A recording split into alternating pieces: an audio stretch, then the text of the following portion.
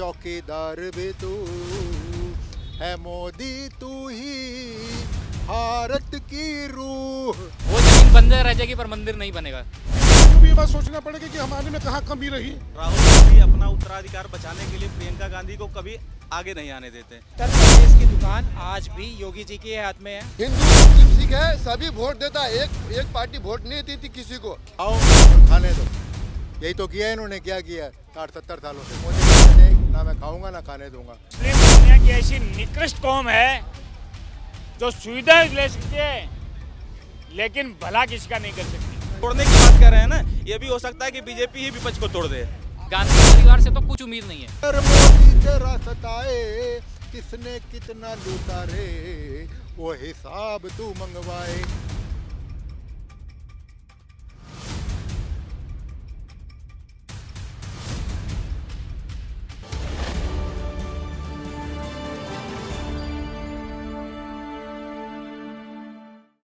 नमस्कार, बहुत बहुत स्वागत है आप सभी का हमारे चैनल द न्यूज़ 15 में और मैं हूं आपके साथ शिवानी मांगवानी। तो मैं आई हूं दिल्ली की जनता के बीच दोबारा से ये जानने के लिए कि भाई क्या माहौल चल रहा है।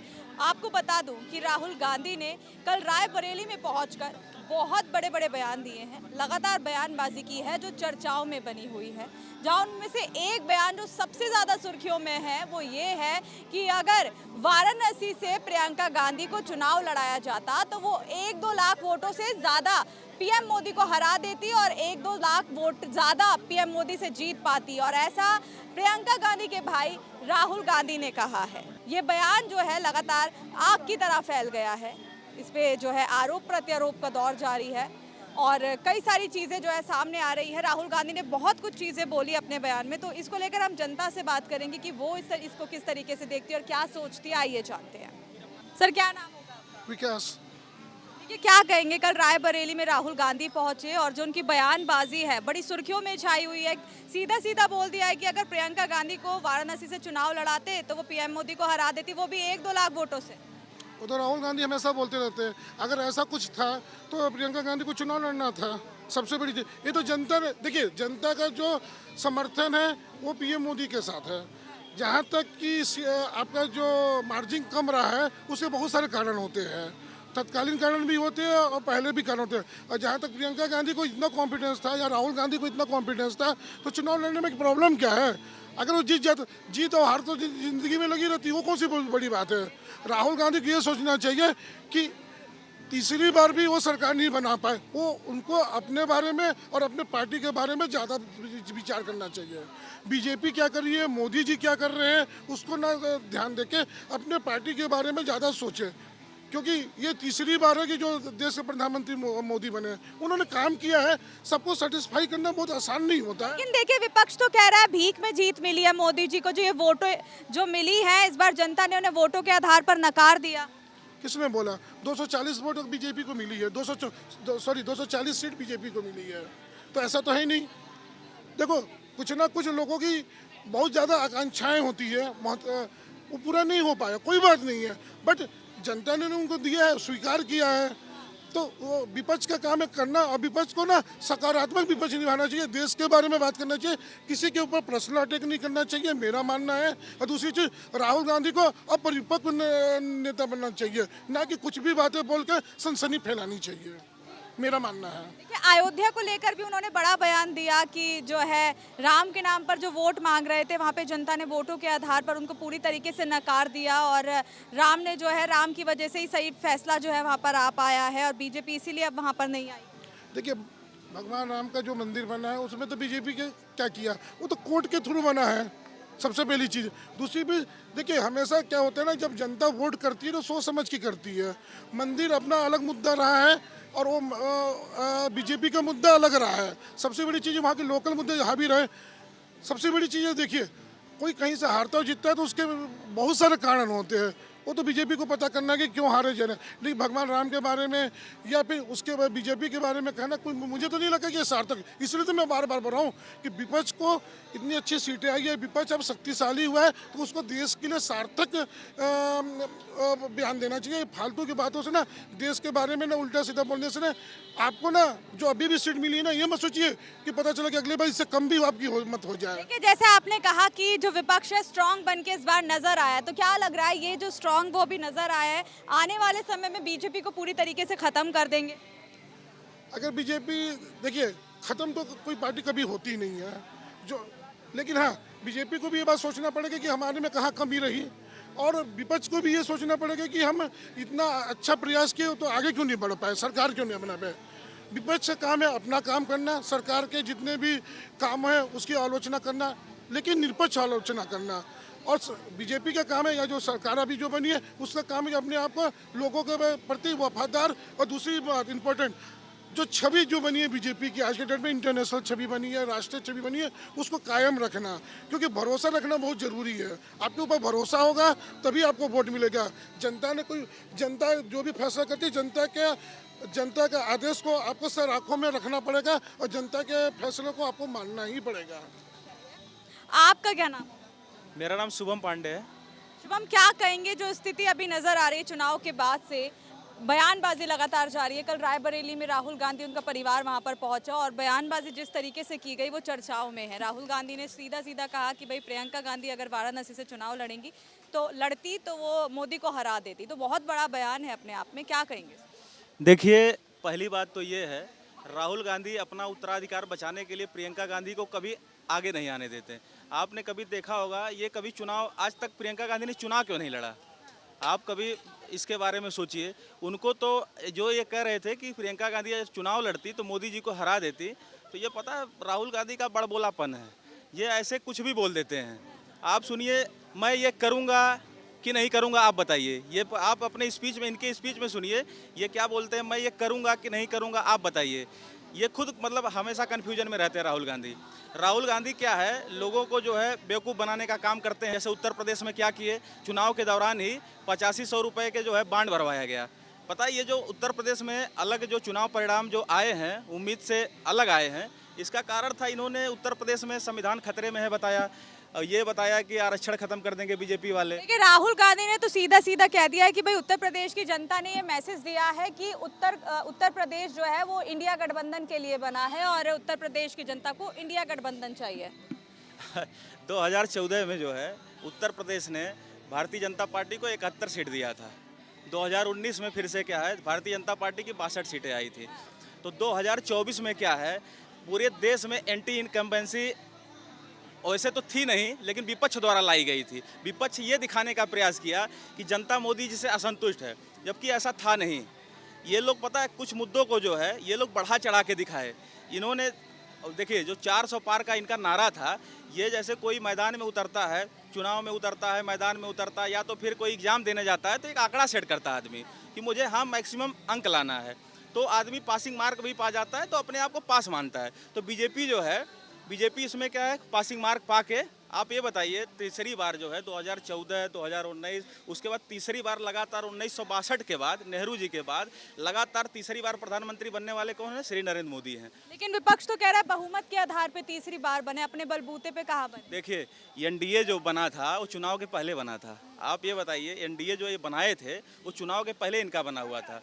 आप इसके पहले आप देखिए, कई बार जो है अटल बिहारी वाजपेयी ने भी गठबंधन सरकार चलाई है। कांग्रेस ने भी, मनमोहन सिंह ने 2 बार गठबंधन सरकार चलाई। इनका 240 का आंकड़ा, 1996 के बाद कांग्रेस जो है कभी 240 का आंकड़ा नहीं छू पाई। कांग्रेस खुद जो है 1996 के बाद कभी 240 का आंकड़ा नहीं क्रॉस कर पाई है। और मोदी जी ने एनडीए के साथ मिलकर 293 सीटें हासिल की। और ये जो एनडीए गठबंधन बना था, चुनाव के पहले बना था।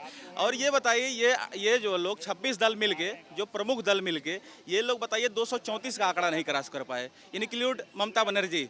इन लोगों को तो खुद पे मतलब विश्लेषण करना चाहिए। आप तीसरी बार जो है आप फेल होके भी खुश हैं, उधर बंदा पासिंग मार्क ला के भी तो दुखी कैसे हुए बताइए। यहाँ पे दोबारा मैं आऊंगी।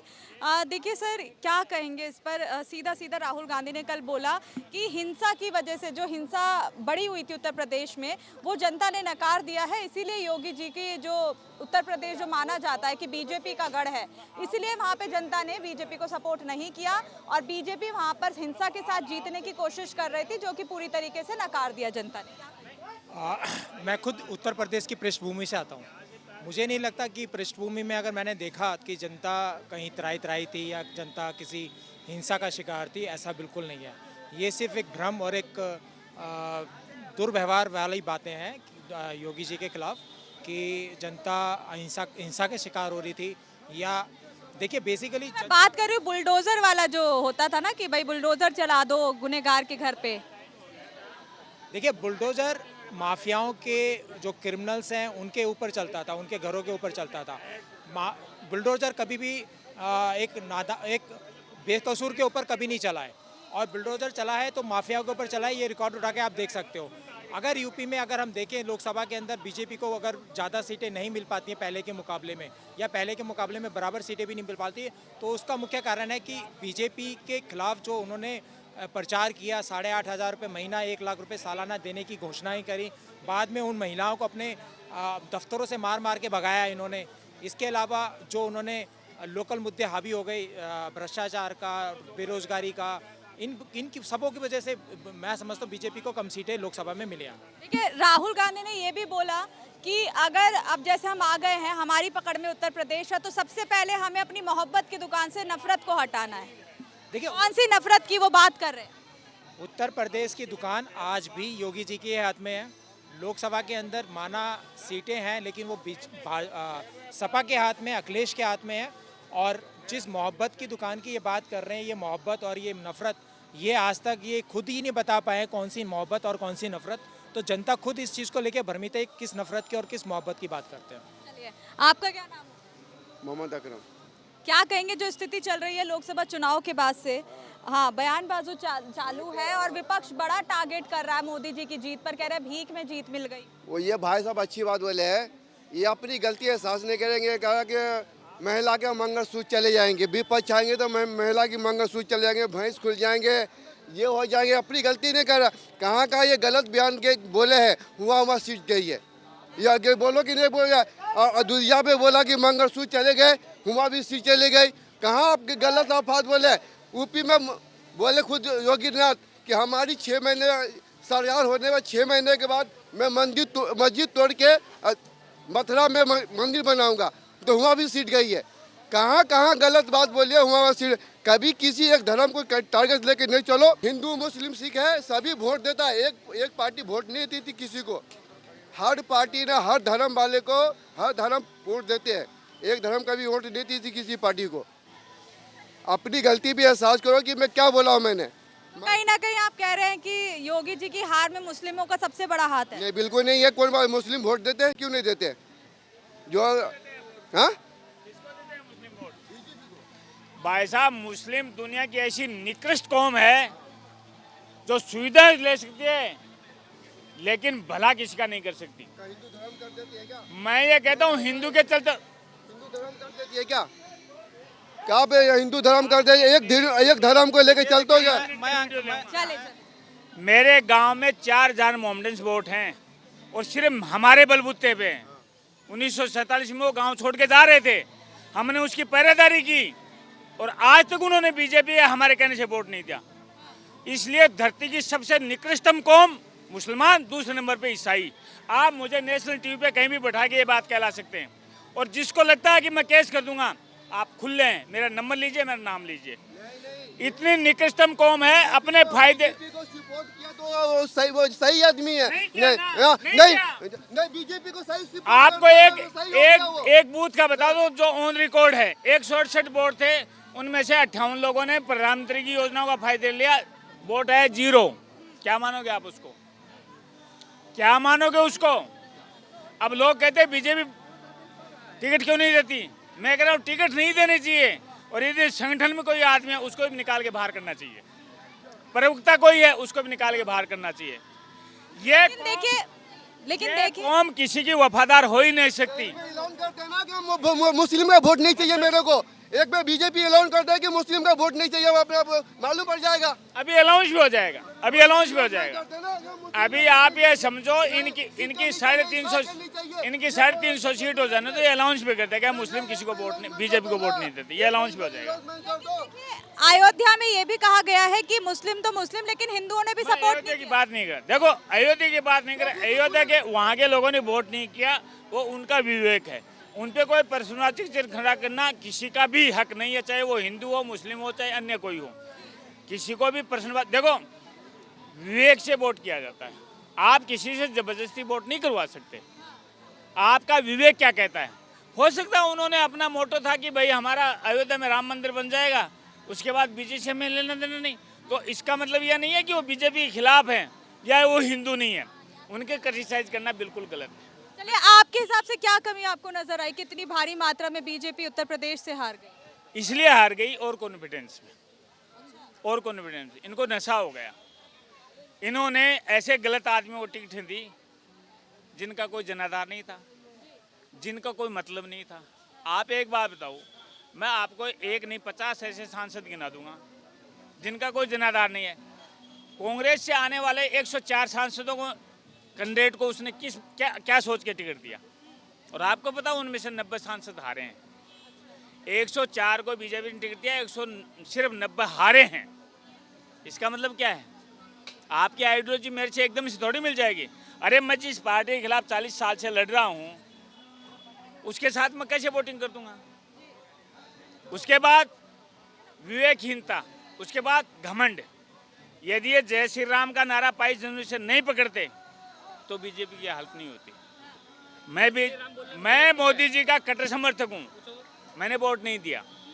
क्यों नहीं दिया? जय श्री राम। अरे ये कौन सा तुक हो गया?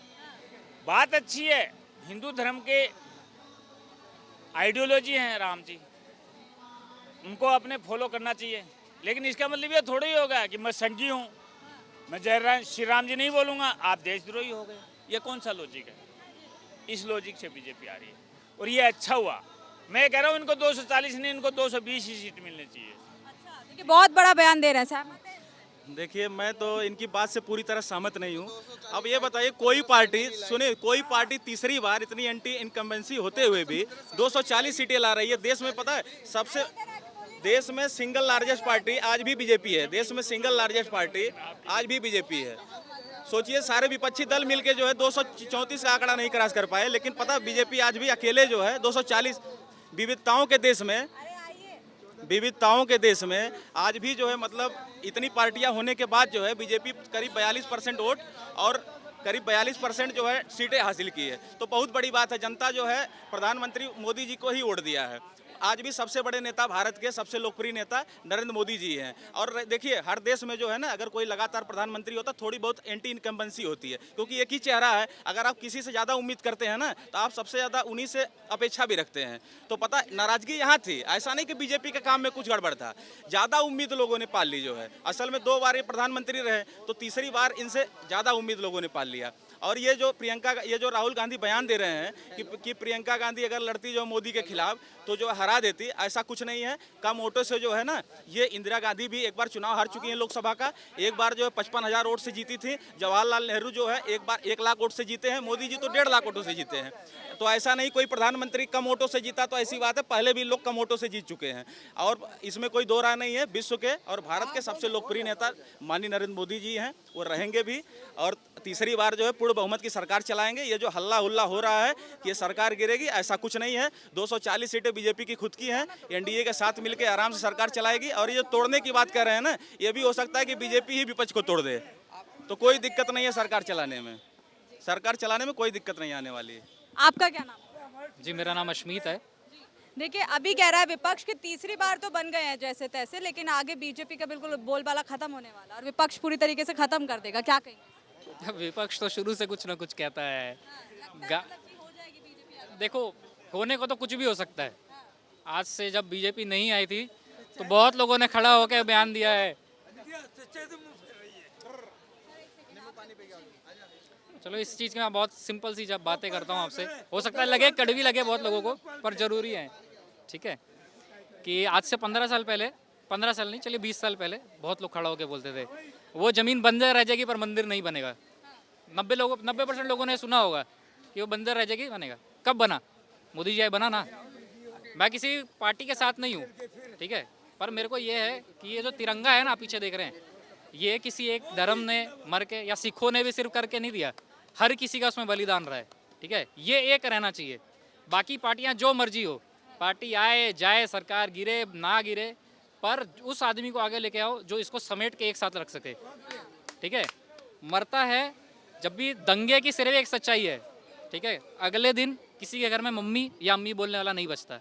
वो चीज़ बंद जल्द से जल्द हो, चाहे वो मोदी जी कराए। राहुल गांधी से तो उम्मीद नहीं है, गांधी परिवार से तो कुछ उम्मीद नहीं है ना, उसने कभी गांधी परिवार बहुत ज्यादा उम्मीद है, एक तरीके से ओवर कॉन्फिडेंट कहे वो लेकर बैठ गए अपने मन में कि भाई अगला पीएम उन्हीं के यहाँ से हो रहा है। ओवर कॉन्फिडेंट तो इंदिरा गांधी भी थी, कर दिया था ना हमला उसने अकाल तख्त में, मिल गया था ना गिफ्ट फिर सिखों से, गिफ्ट मिल गया ना उसको फिर, है ना। ओवर कॉन्फिडेंस अहंकार जो होता है वो रावण का नहीं रहा, चारों वेदों का ज्ञानी था, उसको इतना ज्ञान था तब भी उसका अहंकार नहीं बचा। क्यों? क्योंकि उसका चरित्र खराब था, समझे। ये जो हमारे सिख भाई ने जो बातें बोली है ना, जो 84 को लेकर के, मैं एक बात दावे से कह सकता हूँ, अगर बीजेपी की गवर्नमेंट होती, मोदी साहब की गवर्नमेंट होती, तो गारंटी से 101% कह रहा हूँ कि वो ये कांड नहीं होता। इसी कांग्रेस ने 84 करवाया, इसी कांग्रेस ने ही 7 नवंबर 1966 साधुओं पे गोली चला दी थी। गोलियां, हजारों साधुओं को मार दिया गया था। सिर्फ उनका कसूर क्या था?